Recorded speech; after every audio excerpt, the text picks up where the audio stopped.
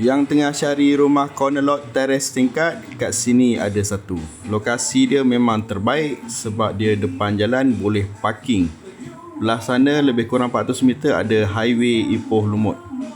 Lokasi rumah dekat Tronoh University Perak, sebelah UTP. Saiz rumah ni 20 kaki lebar, saiz tanah tu 10 kaki panjang. Dari depan ni membawa sampai ke belakang tu ada 60 kaki panjang.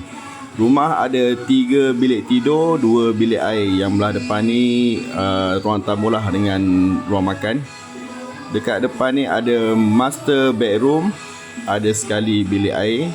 Condition rumah ni boleh kata boleh masuk barang terus lah, cuci-cuci sikit, masuk barang terus. Kalau nak ada dekor-dekor tu, itu ikut cita rasa masing-masing lah. Ini bilik tidur yang kedua, ceiling dia tinggi, boleh kita tambah loteng. Ini bilik air yang kedua, belah belakang. Sebelah ni belah dapur lah. Sini bilik tidur yang ketiga. Dapur ni kita dah siap tabletop. Yang sini ada pintu keluar daripada dapur.